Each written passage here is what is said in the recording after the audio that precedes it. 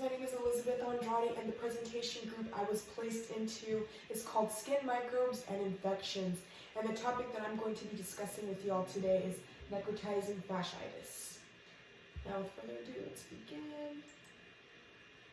So, what is necrotizing fasciitis? Many know this disease as the skin-eating disease, but the scientific name for it is necrotizing fasciitis, or NF. This is a very rapidly spreading disease that destroys the deep soft tissue, which can be very life-threatening if not treated. So we're gonna do like a little anatomy recap. And so I'm going to go into depth a little bit about what soft deep tissue that it's affecting. So as you can see, I have an image of a muscle, and I have the citation right at the bottom. An image of a muscle, and the deep soft tissue that necrotizing fasciitis affects is the fascia. And the fascia is a thin connective tissue that surrounds the muscle fibers. And so that was my little anatomy recap. Hopefully none of you guys got PTSD from anatomy. I know I did when I was searching this up. Okay, for the next slide, I'm going to be talking about are the signs and the symptoms.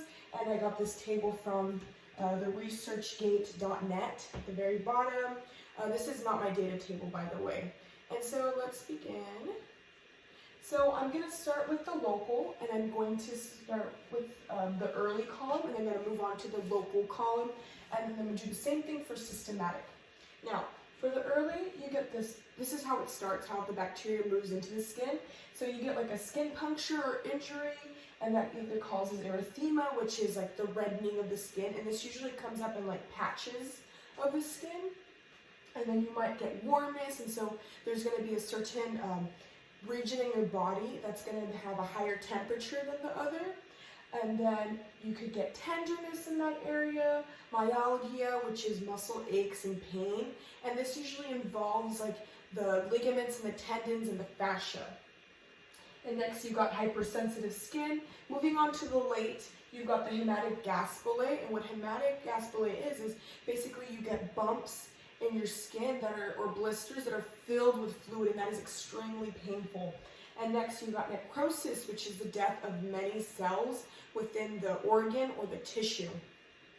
And then you've got a purple-blue skin color, discoloration, and then you've got crepus, which is a sensation produced by friction between the bone and the cartilage, or the bone can be broken as well. And then you've got hypostasia, which is a fancy way of saying numbness. And then you've got sensory motor deficiency. Moving on to the systematic for the early stages, you've got pain out of proportion, you've got swelling, and you've got fever. And then moving on to the fever can actually be in the early and the late. That's why it's in my first column that's right over here. And then you've got hypotension, and hypotension, what it is low blood pressure, mental confusion, and then multi-organ failure. Next slide. The next subtopic that I'm going to be discussing is cell pathology. And what this is the progression of the damage of the disease. And so the crazy thing about necrotizing fasciitis is that it can be caught at an early stage. For example, let's say you get like a paper cut or you get like a bug bite. This allows the bacteria to seep into the skin and begin to consume the underlying tissue. And this causes a lot of intense pain. And the reason for this intense pain is due to the bacteria damaging the body's sensory neuron, known as the nociceptor, also known as the pain receptor. And since the bacteria has infiltrated the body's sensory neurons, this slows down the immune system's response to fight off the infection. If this is not treated, this can lead to a greater soft tissue mortality, loss and mortality. And then the NF can also follow a hyperacute or a subacute, which basically means between acute and chronic course of progression. The hyperacute course presents with sepsis, which is the body's response to chemicals being out of balance, which can cause damage to multiple organ systems, and you do not want that. Next slide. Moving on to risk factors and epidemiology, I'm going to start right over here first, and then I'm going to move on over here. And so the risk factors for necrotizing fasciitis is if you have diabetes, chronic disease, if you take immune suppressive drugs, malnutrition, if you're over the age of 60, if you misuse drugs intravenously, if you've got peripheral vascular disease, renal failure, or underlying malignancy or obesity. Now, some of these, they don't understand why they're connected to necrotizing fasciitis, but for those who are diabetic, they're more predisposed to this disease due to the fact of the tissue called hypoxia, which is when the tissue is deprived from oxygen, which is caused by arteriosclerosis, and that's a thickening and the hardening of the walls of the arteries. Also, I'd like to point out, if you are injecting bacteria from used or like dirty needles, or failing to clean the skin before an injection, that can cause necrotizing fasciitis. That doesn't always have to be with drugs. It could also be at a hospital if a nurse administers a needle that's already been used. Anyway, moving on to epidemiology. So epidemiology, the necrotizing fasciitis cases are very rare, since the estimated cases are to be from 500 to 1,000 each year. And it actually grows smaller for those who are adults. The cases are estimated to be around 0.40 to 100,000 per population. And then it progressively increases for those who are over the age of 50, reaching up to 12 to 100,000. And this disease, it affects both sexes, meaning one is not more inclined to get this disease than the other. This disease is not sexist, but I'm joke. Funny.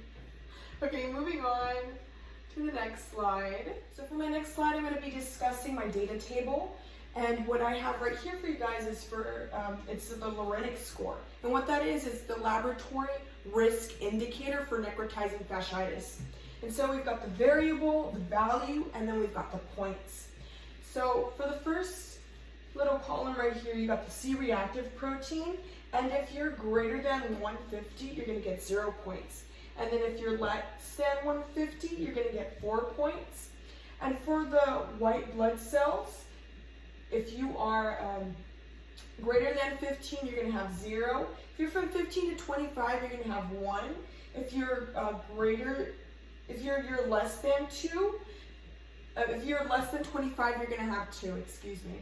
And if you've got the hemoglobin, if you are less than 13.5, you're going to have 0. If you're 11 through 13.1, 13.5, you're going to have 1 point. And if you are greater than 11, you're going to have 2 points. For your sodium, if you are less than or equal to 135, you get 0 points. If you're greater than 135, you're 2 points. And in your creatinine, if you're greater than or equal to 1.6, you get 0. And if you have 1.6, you get 2. If you're greater than or equal to 180, you get 0. And if you're less than or equal to, for 180, you get 1. And so what this is, so if you score, if your sum scores up to any of these points, like for example, so if your limerick score point is 5, that means you have a low chance of getting it, and your probability is 50%. If you range from 6 to 7, it's an intermediate risk category, and then your probability of getting it is from 50 to 75%. And if you range within 8 and above, your score is high, and your probability of getting it is 75%. And right here is my my citation for this website and where I got this data table. Moving on to classification and microbes involved, necrotizing fasciitis can be placed into 4 different types of categories. Type 1 being the polymicrobial, which is an infection that contains different types of organisms within it. So like fungus, protists. This polymicrobial also contains like a mixture of anaerobic and facultative anaerobic species, such as the streptococci and members of the enterobacterium. These species can be found in the trunk of the abdominal wall, the perineal groin, and wounds that are gained after surgery.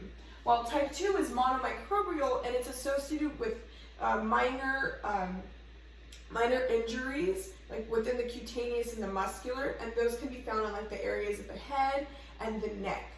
while type 3 is marine fibrosis, which is a gram-negative species, and the last one being fungal infection. Now, the microbes involved, the most common one that's involved with the necrotizing fasciitis is the streptococcus. The second is Staphylo aureus, followed by Enterococcus, Lactobacillus, Corneum bacterium, and then the E. coli and Classivula are anaerobic bacteria. Let's move on to the next. So this first image that's right over here, it's depicting a gram-positive bacteria known as the Streptococcus pyogenes.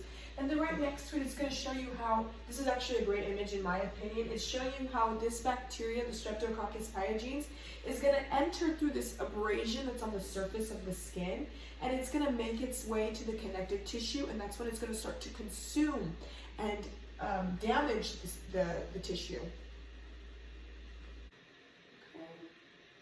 And so the image that's right over here to me, this is showing the arm, how it's swollen, and this, just letting you know, this is the same patient. These two are the same people. And so the image that's right next to me, it's showing you the exploration of the right arm, because this is the left and this is the right.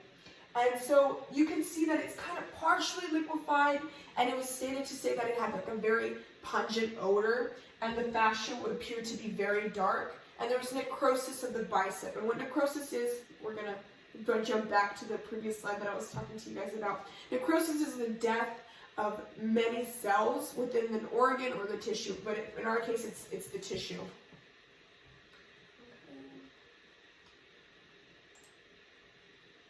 And so that concludes my presentation, and here are my references. I'm gonna leave it on here for a little bit so you can take a look at them. I think that was good enough, so this is my last one. That's all, folks. Thank you guys for watching. I really appreciate it. If you have any comments or questions, put it in the little box below, and I'll make sure to get back to you. That was so cringy. Oh.